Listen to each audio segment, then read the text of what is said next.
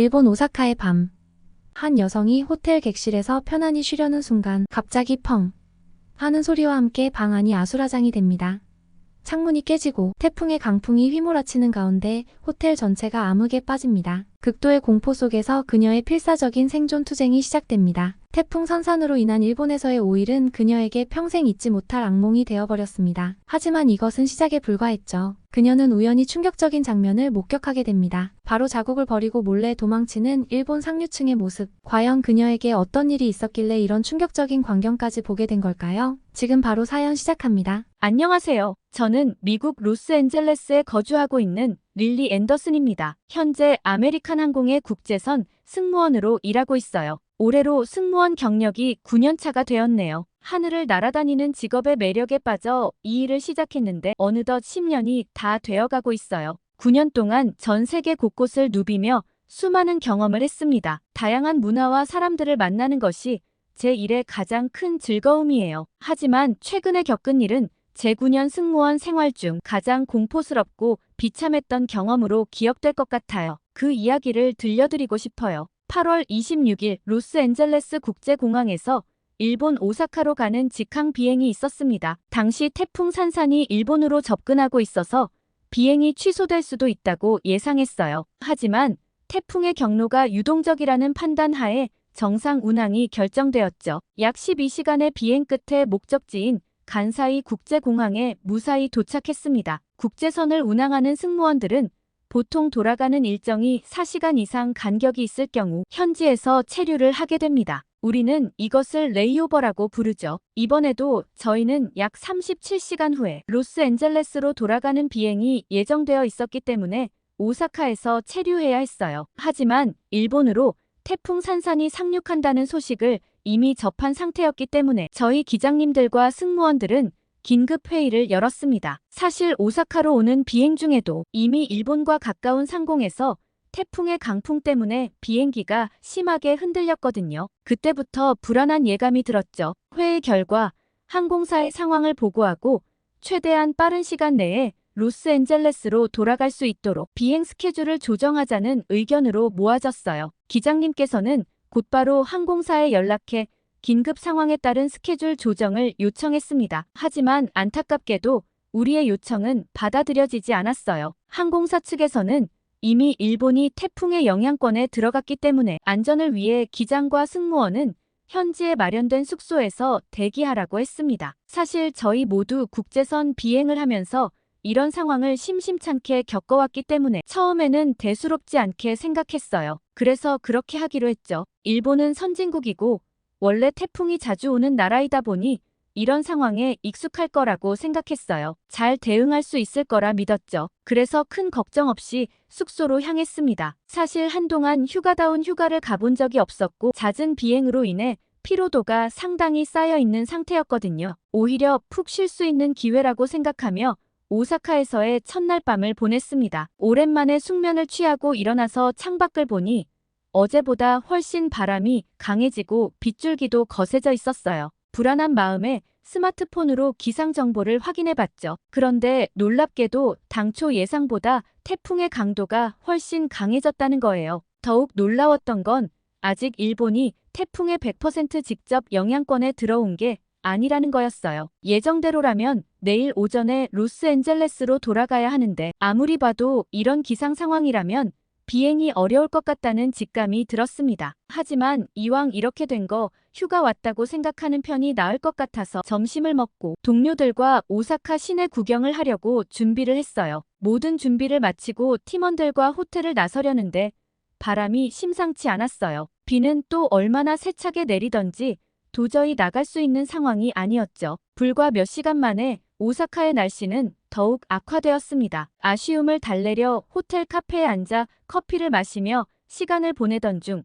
기장님으로부터 연락이 왔어요. 아무래도 내일 예정되어 있던 로스앤젤레스 비행이 결항될 것 같다고 말씀하시는 거예요. 언제쯤 돌아갈 수 있을지 여쭤보니 태풍 산산의 강도가 지금까지 일본을 강타한 태풍들보다 훨씬 강한 편에 속하는데 이동 속도는 가장 느리다면서 아무래도 23일은 더 이곳에 머물러야 할 것 같다고 하셨어요. 그 말을 듣고 저를 비롯한 동료들은 한숨을 푹푹 내쉬었습니다. 전혀 예정에 없던 일본 체류라 솔직히 좀 당황스러웠던 거죠. 그렇게 동료들과 카페에서 커피를 마시며 이런저런 이야기를 나누던 중에 저와 같은 해에 입사해서 오랜 시간 호흡을 맞췄던 동료 승무원인 나타샤가 2년 전 한국에서 비슷한 경험을 했던 일을 떠올렸어요. 그녀가 저에게 그때 일을 기억하냐고 물어보더라고요. 당연히 기억한다고 답했죠. 어떻게 그런 특별한 경험을 잊을 수 있겠어요? 그렇게 자연스레 2년 전 한국에서 겪었던 이야기를 나누기 시작했습니다. 2022년 8월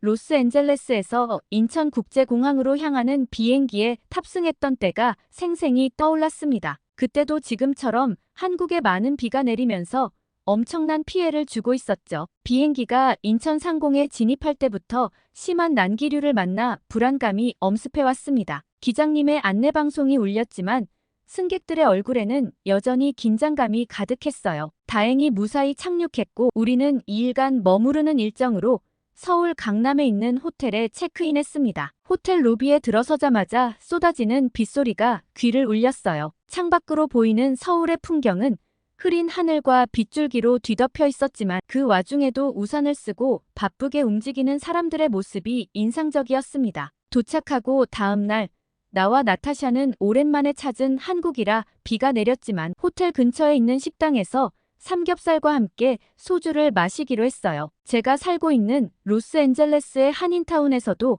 삼겹살을 먹어본 적이 있었지만 본고장의 맛은 어떨지 정말 기대되었습니다. 비를 맞으며 걸어간 식당은 아늑하고 따뜻한 분위기였어요. 주문을 하자 테이블에 놓인 불판 위로 지글지글 고기가 구워지기 시작했습니다. 그 소리와 향기에 우리 둘 다 입가에 미소가 번졌어요. 한인타운에서도 처음 한 식당에 갔을 때 많은 반찬들이 나오는 것을 보고 깜짝 놀랐는데 이곳은 그때보다 더 다양한 반찬들이 테이블을 가득 채웠습니다. 고기를 구워 쌈을 싸먹으며 소주 한 잔을 기울였어요. 입 안가득 퍼지는 맛에 감탄사가 절로 나왔습니다. 한인타운에서 먹는 것보다 훨씬 맛있고 반찬 종류도 더 다양했어요. 식사를 마치고 호텔로 돌아가는 길에 우리는 작은 분식점 앞에서 발걸음을 멈추게 되었습니다. 비 때문에 잠시 피하려는 생각이었지만 그곳에서 뜻밖의 따뜻한 경험을 하게 되었죠. 분식점 주인 아주머니께서 우리를 보시더니 웃으면서 안으로 들어오라고 손짓하셨어요. 우리가 외국인이라는 걸 아시고는 영어로 천천히 또박또박 말씀하셨죠. 비 그칠 때까지 여기서 쉬다 가세요. 차 한 잔 대접할게요. 우리는 감사히 제안을 받아들였고 아주머니는 따뜻한 유자차를 내어주셨어요. 그리고는 우리에게 한국 과자를 몇 가지 맛보게 해주셨죠. 특히 붕어빵의 맛에 나타샤와 저는 깜짝 놀랐어요. 팥의 달콤함과 따뜻한 빵의 조화가 정말 좋았거든요. 우리는 그렇게 1시간 정도를 보냈는데 그동안 아주머니는 우리에게 한국의 문화와 예절에 대해 이것저것 알려주셨어요. 심지어 간단한 한국어 인사말도 가르쳐 주셨죠. 우리가 서툴게나마 감사합니다라고 말하자 아주머니는 박수를 치며 기뻐하셨어요. 비가 그치고 일어설 때 우리는 음식값을 내려 했지만 아주머니는 손사래를 치며 거절하셨어요. 한국에 온 걸 환영해요. 좋은 추억 만들고 가세요. 라고 말씀하시는 아주머니의 눈빛에서 진심 어린 따뜻함이 느껴졌습니다. 하지만 분식점을 나서자마자 갑자기 하늘에서 폭우가 쏟아지기 시작했습니다. 태어나서 이렇게 많은 비가 한꺼번에 쏟아지는 걸 본 건 처음이었어요. 우산이 무색할 정도로 비가 세차게 내렸고 순식간에 거리는 물바다가 되어버렸습니다. 호텔로 돌아가려면 강남대로를 지나야 했기 때문에 우리는 일단 그쪽으로 향했어요. 하지만 눈앞에 펼쳐진 광경에 말문이 턱 막혔습니다. 얼마나 많은 비가 순식간에 퍼부었는지 도로가 물로 가득 차버린 것이었어요. 도무지 믿기지가 않았습니다. 도로가 침수되어 차량들도 움직일 수 없어서 그대로 도로에 차를 둔 채로 운전자들이 안전한 곳으로 몸을 피하고 있었어요. 외국인인 우리는 얼마나 놀랐겠습니까? 도무지 호텔로 돌아갈 방법을 못 찾고 발만 동동 구르고 있었습니다. 그때 경찰들과 소방관들이 도착해서 길거리에 있는 시민들을 안전한 곳으로 안내하기 시작했어요. 그런데 정말 놀라웠던 건 시민들 중 한국 남자들의 행동이었습니다. 마치 이런 상황이 올 거라고 예상이라도 한 것처럼 한국 남자들은 일제히 할아버지, 할머니, 여성 그리고 아이들을 먼저 안전한 곳으로 이동할 수 있도록 도와주고 있었어요. 이런 갑작스러운 상황에서도 어떻게 한국 남성들은 본인들을 먼저 생각하지 않고 주변을 살피는 건지 정말 놀라웠습니다. 외국인인 우리에게도 한 한국 남성분이 다가와서 이곳은 위험하니 얼른 안전한 곳으로 피하라고 말씀하셨어요. 그분은 우리를 안전한 곳으로 데려다 주고는 감사 인사를 할 틈도 주지 않고 다시 그 위험한 곳으로 향했습니다. 우리는 한동안 말을 잇지 못했어요. 서로 놀란 눈빛을 교환하며 그저 그 광경을 바라보았습니다. 우리가 평소에 경험하던 것과는 전혀 다른 모습이었으니까요. 그렇게 몸을 피하고 있던 중 한 여자 경찰관이 다가왔습니다. 우리는 인근 호텔에 머물고 있다고 대답했고 그녀는 지금은 도로가 침수돼서 당장 호텔로 가기는 어려울 것 같다며 잠깐 기다려달라고 했어요. 그러면서 그녀는 어디 다치거나 불편한 곳은 없는지 물어봤습니다. 그때 나타샤가 갑자기 가슴을 부여잡으며 숨이 잘 안 쉬어진다고 했어요. 저도 사실 침수된 거리를 걷다가 발을 헛디뎌서 발목이 아팠습니다. 우리는 경찰관에게 상황을 설명했고 그녀는 즉시 구급차를 불렀어요. 병원에 도착해서 진료를 받았는데 의사 선생님께서는 나타샤의 상태는 놀라서 그런 것이니 잠시 안정을 취하면 곧 좋아질 거라고 하셨습니다. 제 발목은 인대가 조금 늘어난 것 같다며 붕대로 감아주셨어요. 치료를 받으면서 우리는 서로를 바라보며 웃음을 지었습니다. 이런 상황에서도 한국 사람들의 친절함과 전문성에 감동받았기 때문이에요. 외국에 많이 다녀본 우리로서는 한국의 이런 모습이 얼마나 특별한 것인지 잘 알 수 있었습니다. 한국말을 하지 못하는 우리를 위해 정말 많은 분들이 영어로 소통하려 노력하며 우리를 지켜주고 안심시켜주시는 모습은 세계 어디를 가도 보기 힘든 친절함이었어요. 그렇게 하루가 지나고 다음 날이 되자 하늘은 언제 그랬냐는 듯이 맑아졌습니다. 공항으로 가는 길에 어제 침수 피해가 있던 강남대로를 지나게 되었는데 놀랍게도 거의 모든 것이 정상으로 돌아와 있었어요. 한국의 저력을 직접 눈으로 확인할 수 있었던 그 여정은 지금도 생생하게 기억에 남아 있습니다. 그때의 경험 덕분에 우리는 일본에서도 비슷한 대응을 기대했어요. 하지만 그건 우리의 착각이었다는 걸 곧 깨닫게 되었습니다. 하루가 다르게 오사카의 날씨는 심각해졌습니다. 28일 저녁이 되니 본격적으로 오사카도 태풍 영향권에 들어간 것을 확실히 느낄 수 있었어요. 창문 너머로 보이는 비와 바람은 상상을 초월할 정도였습니다. 밤 10시가 넘어가는 순간 저는 잠을 청하려고 침대에 누웠어요. 그때였습니다. 갑자기 펑 하는 소리와 함께 방 안으로 엄청난 바람이 들어오는 게 아니겠어요? 너무 놀라 비명을 지르고 상황을 확인해 보니 믿기 힘든 광경이 펼쳐져 있었습니다. 호텔방 창문이 깨져버린 거예요. 심장이 요동치는 가운데 상황은 더욱 악화되었습니다. 설상가상으로 갑자기 방의 모든 조명이 꺼지고 TV도 전원이 들어오지 않았어요. 순식간에 어둠에 휩싸인 저는 공포감에 휩싸였습니다. 안전을 위해 방을 나서야 한다는 생각에 문을 열었지만 복도 역시 캄캄했어요. 그야말로 암흑 속에 갇혀버린 느낌이었습니다. 옆방에 있던 나타샤도 놀라서 문을 열고 저를 불렀어요. 우리는 어둠 속에서 서로의 손을 더듬어 잡았습니다. 나타샤의 손이 떨리는 것을 느낄 수 있었어요. 우리 둘 다 공포에 질려 있었지만 이대로 있다가는 더 큰 위험에 처할 것 같아 필사적으로 비상계단을 찾아 로비로 내려갔습니다. 로비에 도착하니 우리 동료들과 다른 외국인 투숙객들이 모여 있었어요. 모두의 얼굴에 당혹감과 불안함이 역력했습니다. 호텔 직원들에게 안전한 대피 장소와 전기 복구 시간에 대해 물었지만 그들도 제대로 된 답변을 하지 못했어요. 이 상황이 얼마나 오래 지속될지, 우리의 안전은 어떻게 보장될지 아무도 알 수 없었습니다. 밖의 상황으로 봤을 때 호텔 로비조차 안전해 보이지 않았어요. 저희를 도와줄 구조대나 소방대를 불러달라고 요청했지만 호텔 관계자는 이마저도 명확한 답을 주지 않았습니다. 2년 전 한국에서의 경험과는 180도 다른 일본 사람들의 태도에 실망감과 분노가 치밀어 올랐어요. 그때 나타샤가 제 상태를 걱정스럽게 바라보며 말했습니다. 릴리, 당신 머리에서 피가 나고 있어요. 괜찮아요? 그 순간 깨달았습니다. 방 창문이 깨지면서 유리 파편에 머리를 다친 것 같았어요. 너무 당황스럽고 대피하기에 급급해 미처 느끼지 못했던 겁니다. 나타샤의 말에 저는 즉시 호텔 직원에게 구급차를 불러줄 수 있는지 물었어요. 하지만 그의 대답은 충격적이었습니다. 지금 다른 일본인들도 다쳐서 구급차가 오려면 한참 기다려야 한다는 거예요. 당장 사용할 응급키트라도 달라고 했지만 그것마저도 투숙객 중 다친 일본인들이 사용 중이라며 기다리라고 했습니다. 상황이 어쩔 수 없다는 걸 이해하려 노력했지만 일본인들의 이기심에 화가 치밀어 올랐어요. 한국에서는 이런 긴급 상황에서 누구 한 명 본인만 생각하고 자국민들을 우선으로 구조하는 사람이 한 사람도 없었거든요. 같은 동아시아 국가인데 한국과 일본은 어떻게 이렇게 다를 수 있는지 정말 일본에 큰 실망을 했습니다. 시간이 갈수록 상황은 나아지지 않았어요. 구급차는 오지 않고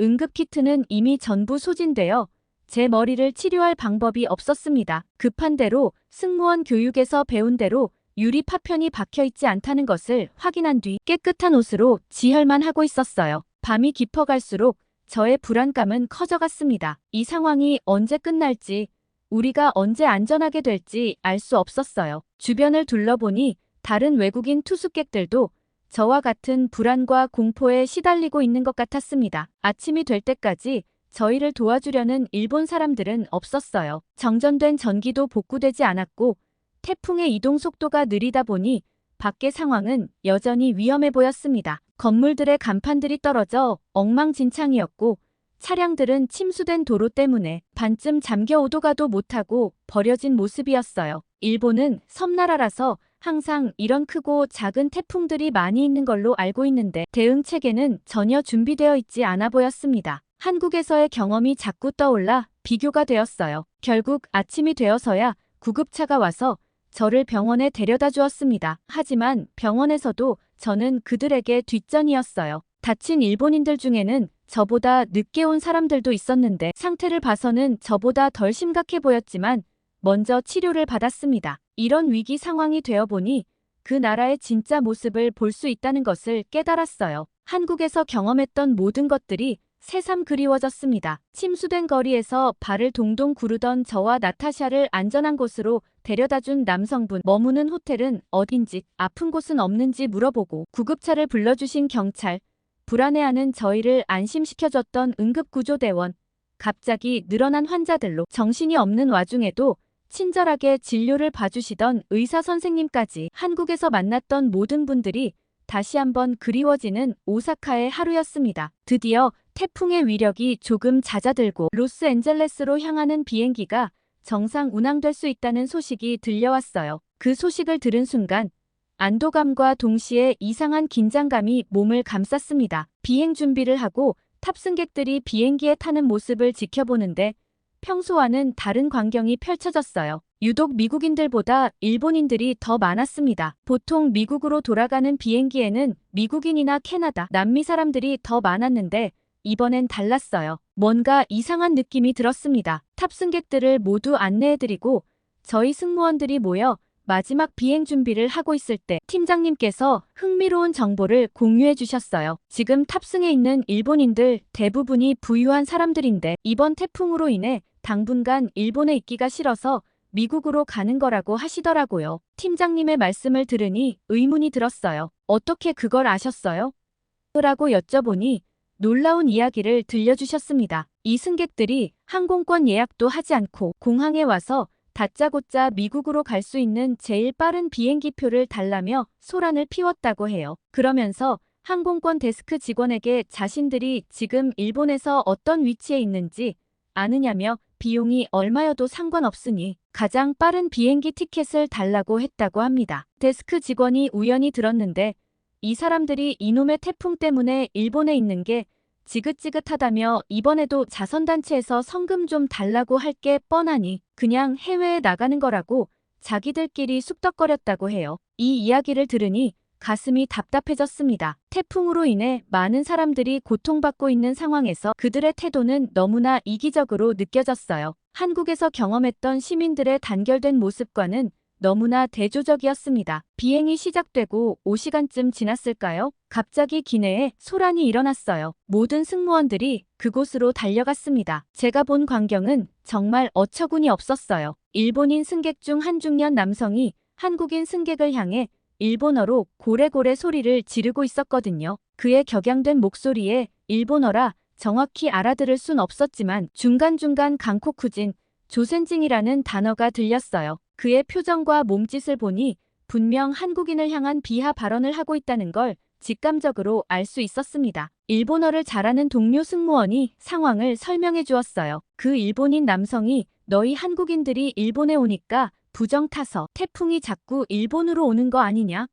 라고 말했다고 해요. 뒤에 이어진 말들은 너무 심한 비하 발언이라 차마 입에 담기 힘들 정도였습니다. 이 말을 전해 들은 저희 팀장님의 얼굴이 굳어졌어요. 팀장님은 즉시 미국 항공안전법에 근거하여 그 일본 남성에게 기내 소란과 인종차별, 발언 등의 사유로 미국에 도착할 때까지 격리 조치하겠다고 선언하셨습니다. 남자 승무원들이 그 일본인 남성을 예비 좌석으로 마련된 곳에 격리시켰어요. 그 과정에서 그 남성은 계속해서 항의를 했지만 우리는 단호하게 대처했습니다. 이런 상황에서 우리가 보여준 전문성과 냉철함에 조금은 자부심을 느꼈어요. 드디어 로스앤젤레스 공항에 도착했습니다. 처음 일본 오사카행 비행기에 탔을 때는 꿈에도 상상하지 못했던 일들이 불과 며칠 사이에 벌어진 거라 도착과 함께 다리에 힘이 풀리는 느낌이었어요. 그 소란을 피운 일본인 중년 남성의 소식이 궁금하실 텐데 로스앤젤레스 공항에 도착해 공항경찰에게 넘겨졌고 위반 사항이 꽤 심각하다는 판단에 그대로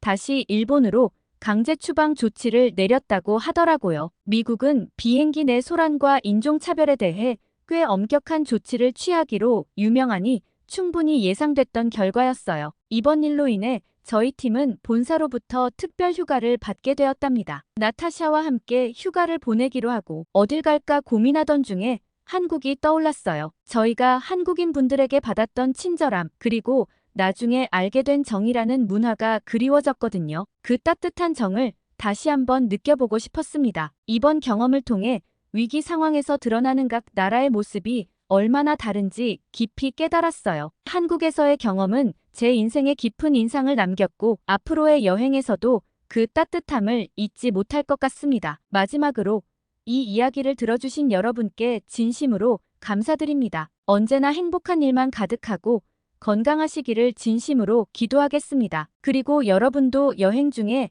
어려움을 겪는 외국인을 만난다면 한국인의 따뜻한 정을 나누어 주세요. 그것이 바로 한국의 진정한 매력이자 힘이 아닐까요? 미국의 베테랑 승무원 릴리 앤더슨의 사연은 여기까지입니다. 이번 태풍 산산으로 인해 일본에서 겪었던 힘든 일들을 한국 여행을 통해 조금이나마 치유가 되었으면 하는 마음입니다. 저희 구독자분들께서도 릴리 앤더슨과 그녀의 동료 나타샤에게 힘이 되어주는 말씀들 댓글로 많이 남겨주시길 부탁드립니다. 오늘 영상도 끝까지 시청해주셔서 감사합니다. 구독과 좋아요를 눌러주시면 코레아우라 팀에게 큰 힘이 된다는 거 잊지 않으셨죠? 그럼 오늘도 행복이 가득한 하루 보내시길 기원하겠습니다. 또 감동스러운 사연으로 인사드릴게요.